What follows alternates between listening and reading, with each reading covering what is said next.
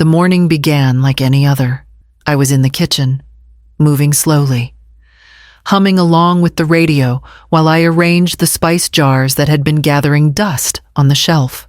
The smell of oregano clung to my fingers, and I thought of how many times I had done this over the years, quiet, ordinary work that made this old house feel alive. The creak of the wooden floor under my slippers was comforting, familiar. Then my phone buzzed. I wiped my hands on my apron and pulled it from my pocket. A notification. A voice message from Claudia. My daughter never sends voice notes. She usually calls or sends a brief text. Curious. I fumbled with the buttons. With my clumsy fingers, instead of hitting play, I pressed the option to save the message. The screen blinked, and the audio was now stored. I pressed play, expecting something light, maybe a reminder about groceries or a question about a bill. What came through made my knees weaken. She's becoming senile. If I can prove it, the house will be mine. Fernando says once I'm legal guardian, we can finally sell it. The voice was sharp, scornful, and unmistakably my daughter's. I froze, the oregano jar slipping from my hand onto the counter with a dull thud. I played it again, praying I had misunderstood. The words cut deeper the second time. Mom is just an old weight around my neck. I'm done pretending. My breath came in short bursts. The kitchen walls seemed to close in around me. This house, my husband built it with his own hands when Claudia was just a baby. Every corner held our story. Every crack in the plaster whispered of nights we had weathered together. And now, my own daughter was planning to take it from me by declaring me unfit. I sat down heavily at the kitchen table, staring at the phone in disbelief, my hands trembling. The radio still played in the background, cheerful and tinny, but I no longer heard the music. All I could hear were Claudia's words, looping in my mind like a cruel refrain as the first shadows of a sleepless night began to gather. That night, I could not close my eyes. I lay in the dark, staring at the ceiling, listening to the relentless ticking of the clock on the wall. Each second seemed louder than my heartbeat, a reminder of the time I was losing and the fear creeping into my bones. My body was tired, but my mind refused to rest. Memories came flooding back in the silence. I saw myself years ago, barely 30, holding Claudia's small hand at her father's funeral. He had died suddenly, and I was left with nothing but grief and a daughter to raise. I worked part-time at the school, tutoring when I could, and in the evenings, I shelved books at the library until my back ached. There were nights I stayed up mending Claudia's clothes, and mornings when I skipped meals so she could have enough. I pinched pennies to buy her textbooks, convinced that education would shield her from the harshness I had endured. And now, her voice echoed in my head, filled with contempt, senile. Old weight. I'm done pretending. Every sacrifice seemed to collapse into dust. Had I been blind all these years? Had her resentment been quietly festering while I fooled myself into thinking I had given her the world? The hours dragged on until finally dawn broke, pale light slipping through the curtains. I moved into the kitchen, the air heavy with silence. Moments later, Claudia came down the stairs, cheerful as though the night before hadn't existed. She smiled warmly, set the coffee pot on the stove, and said, "Mom, did you sleep well? Fernando got good news about a promotion. We should celebrate tonight." I watched her carefully, studying every twitch of her lips, every gesture. The sweetness in her voice felt like a mask. Beneath it I saw calculation. Cold and deliberate. She poured me a cup of coffee, her eyes glittering, as if daring me to suspect her. When she finally left for the day, I stood alone in the kitchen, clutching the warm mug between my hands. My voice cracked as I whispered into the empty room. "You were the one thing I thought I did right." Later that week, I was walking slowly down the hallway, dusting the framed photos that lined the wall. My fingers paused on one of Claudia as a girl, holding her first library card with a grin wide enough to light up the whole street. That was when I heard her voice, low but sharp, from just around the corner. She doesn't even remember where she leaves her glasses. Fernando, this is perfect. A doctor will sign off. Once I get guardianship, the house deed is ours. I froze, the duster slipping from my hand. My heart hammered against my ribs as if trying to break free. This wasn't just careless anger or thoughtless words. It was a plan, cold and deliberate. My back pressed hard against the wall, the plaster cool against my skin, while I tried to steady my breathing. For a moment, I prayed she wouldn't come around the corner, but she did. Phone tucked neatly in her hand, her expression smooth. She stopped when she saw me, her lips curving into that practiced smile. Need me to pick up milk? Mom, she asked lightly, as if nothing poisonous had just dripped from her mouth. I nodded, mutely, unable to trust my voice. She breezed past me, humming a tune, leaving me trembling in the hallway, my heart aching and my stomach knotted. That night, I went next door to Rose's kitchen, the smell of cinnamon tea wrapping around me like a blanket. I told her everything, the recording, the whispers, the plan. Her eyes, sharp and knowing, locked onto mine. You need evidence, she said firmly. Don't confront her now. Gather proof. If you rush, she'll twist it back on you. I sat in silence, torn in two. Every part of me wanted to scream at Claudia, to shake her and demand an answer. But another part quieter, older, wiser, whispered patience. And so I returned home, the house dark and still, and told myself that silence, for now, was the only shield I had. The next afternoon I dragged out the old cedar boxes from the closet in my bedroom. Dust rose in soft clouds, catching the light from the window. I knelt slowly, my knees aching, and began sorting through the brittle envelopes and worn folders. Each item carried a memory school photos, tax receipts, letters from my husband written in his careful hand. At the bottom, I found what I was looking for, the deed to the house. My fingers trembled as I unfolded the document. There it was, in black ink, my husband's last safeguard. A clause stating that the property remained solely in my name until my death, not to be transferred or claimed by anyone else. Relief swelled in my chest, and for a moment I breathed easier. Then I noticed something. This copy was stamped duplicate. The original, the one that mattered most, was not there. I rifled through every box, every drawer, panic spreading like wildfire. Nothing. Only this faded duplicate remained. When I told Ro, she leaned across her kitchen table, eyes narrowing. If Claudia has the original, she might already be building a case. Don't underestimate her. Her words chilled me more than the night air outside.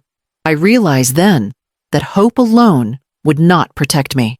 I needed more than memory and a duplicate deed. That evening, I took out a spiral notebook and began to write. Dates. Times. Words I had overheard. I wrote about the recording, the hallway conversation, even the looks Claudia had given me when she thought I wasn't watching.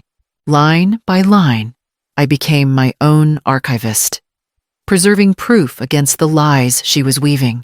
Every night when I closed the notebook, I heard her words from the recording echo. She's losing it. I pressed my hand to the paper and whispered back, not yet. My mind is clear enough to fight. I locked the notebook in my desk drawer, slid the key into my apron pocket, and felt the weight of it as both burden and weapon, knowing the days ahead would demand more of me than I had ever given before. The Saturday market was crowded, full of chatter and the smell of ripe tomatoes and fresh bread. I moved slowly between the stalls, basket in hand, trying to steady myself after another restless night. But as I walked, I noticed the glances. Neighbors who had known me for decades lowered their voices when I passed. One woman I'd greeted every week for years leaned closer, her tone hushed. "Is everything okay? Amalia Claudia mentioned you've been forgetful lately." The words pierced deeper than any casual remark. My daughter was already planting seeds of doubt in the community. The smear campaign had begun. I forced a tight smile and continued on, but my chest burned all the way home. When I opened the door, I heard laughter from the living room. Claudia sat on the sofa, her hand resting lightly on Fernando's arm. He was praising her dress, complimenting how sophisticated she looked. Claudia let out a staged sigh. "Mom's just confused lately," she told him, her voice tinged with concern. "I'm worried she isn't managing as well as she thinks." I froze in the hallway, unseen, listening. Fernando nodded, his expression serious, as though she had shared a grave truth. In that moment, I understood he wasn't just a bystander. He was feeding this story, reinforcing every word. My daughter's scheme was no longer hers alone. That evening, I walked next door, the weight of it all pressing hard on my shoulders. Ro poured tea and listened as I recounted what I had heard. Her jaw tightened. "We need someone official," she said firmly. "A voice that can defend you when Claudia tries to make this legal. If you wait too long, the lies will harden into truth." Her words struck something deep inside me. I thought of Elias Ortega, my late husband's old colleague. He had retired years ago, but his mind was still sharp. His voice still carried weight. Perhaps he was the one I needed.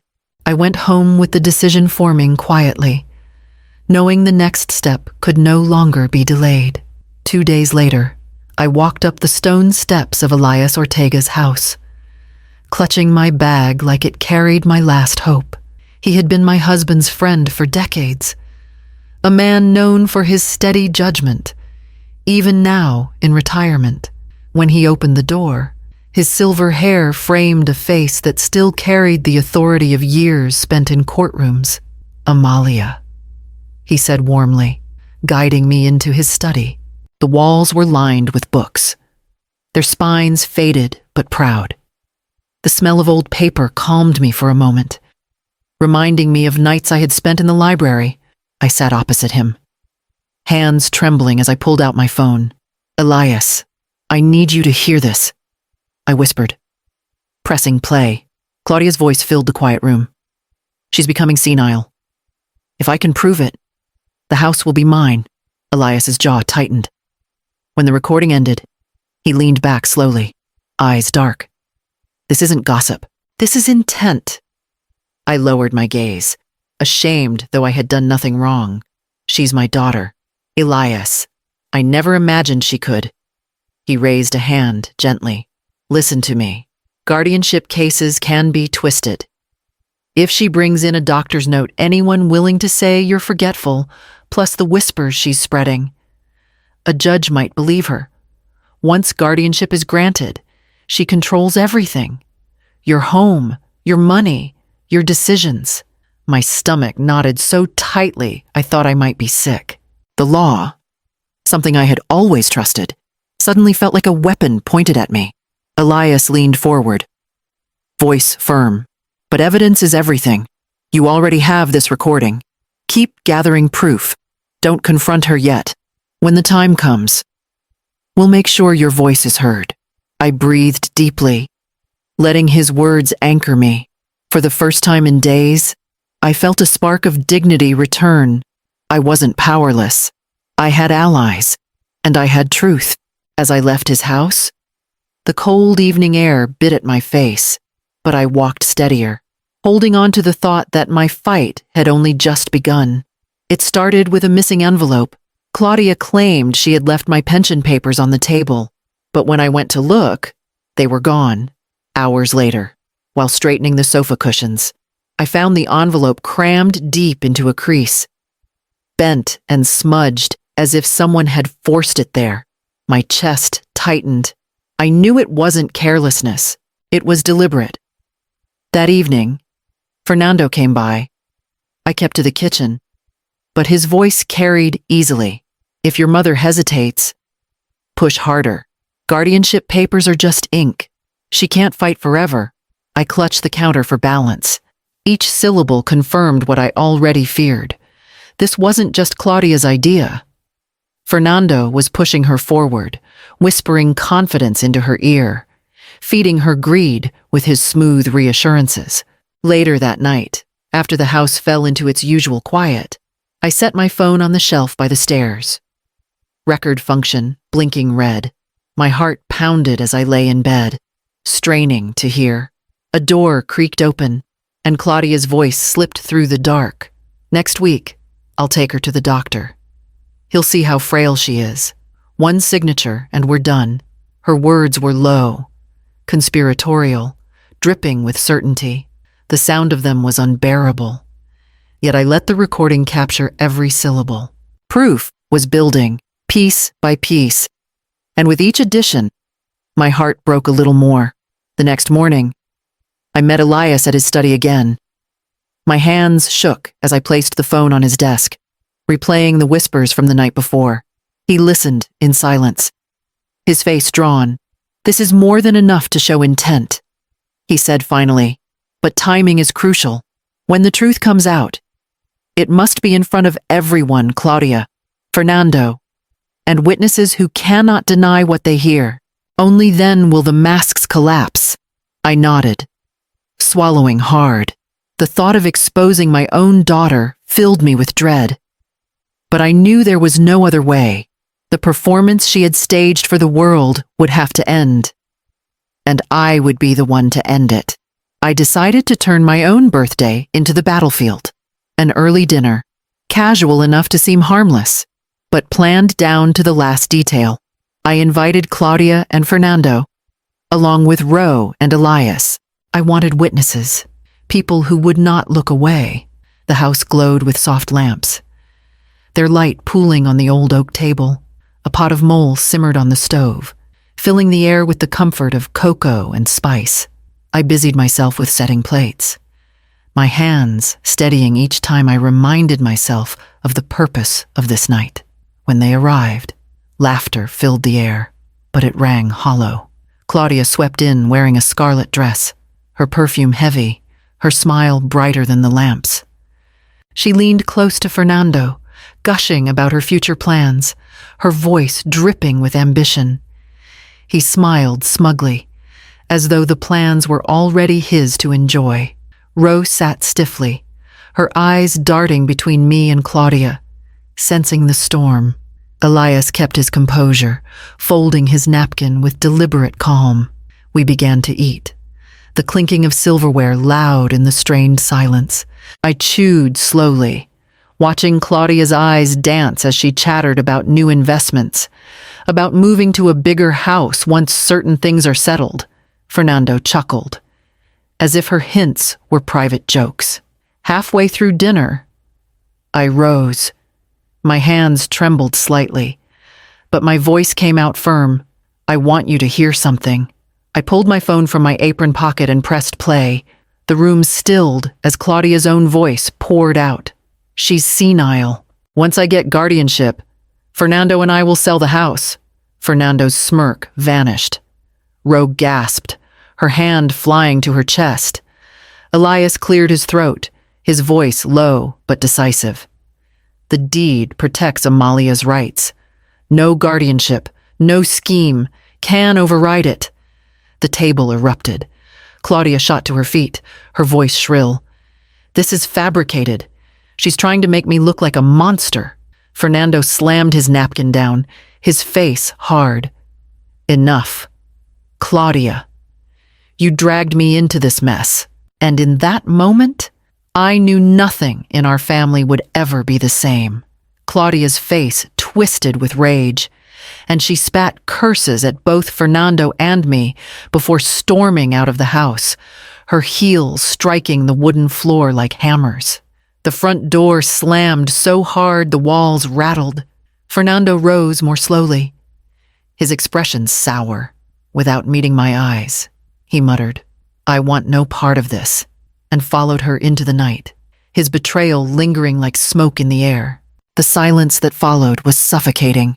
Rose slipped from her chair and came to my side, wrapping her arms around me.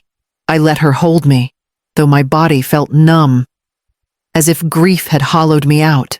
Elias remained seated, his voice calm but resolute. The deed is clear. Amalia, she cannot take what is yours. Legally, you are safe. Safe, the word echoed in my mind, but I felt anything but safe.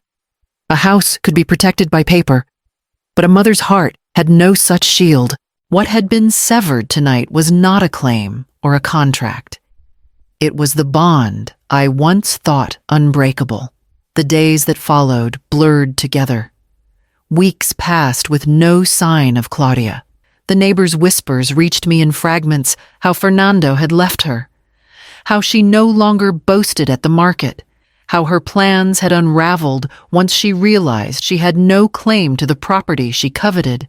I tried not to listen, but the words always found their way to me. I buried my hands in the soil of my garden, pulling weeds, planting herbs, tending to roses I had nursed for decades. The routine grounded me. Each seed I pressed into the dirt reminded me that life could still grow from emptiness. Yet at night, lying awake, I wondered if the storm had truly passed. Claudia's absence was a wound, not a comfort. I did not know if the worst was over or if her silence was only the beginning of something else waiting to come. The months passed slowly, each day stretching longer than the last. But eventually, the air in the house grew lighter. I began volunteering at the library, the same one where I had once shelved books late into the night. Now, I read stories aloud to children who gathered in a circle at my feet, their laughter echoing off the high ceilings. Their joy filled the spaces that had once been heavy with silence. For the first time in a long while, I felt useful in a way that no one could take from me. One evening, just as the sun dipped behind the hills, I heard a knock at the door. When I opened it, Claudia stood there. Gone were the expensive clothes, the polished hair, the rehearsed smile. She looked worn down, her eyes hollow, her voice barely above a whisper. "Fernando's gone," she muttered. "I was wrong. Can I come back?" The old ache rose inside me, pressing against the walls of my chest. For a moment I saw her as the little girl clutching her first library card, beaming with pride. But that image was chased away by the memory of her voice on the recording. Cold and calculating, I steadied myself, dignity anchoring me. "You may visit." "Claudia," I said, my voice calm, "but the house and my life are mine. If you want a relationship, it must be built on respect." She lowered her gaze, her silence thick with uncertainty. Whether she could accept those terms, I did not know. But I would no longer surrender myself to her ambition. Later, after closing the door, I whispered into the quiet, "My wealth is not the walls around me, but the dignity within them." For the first time in many months, I believed it.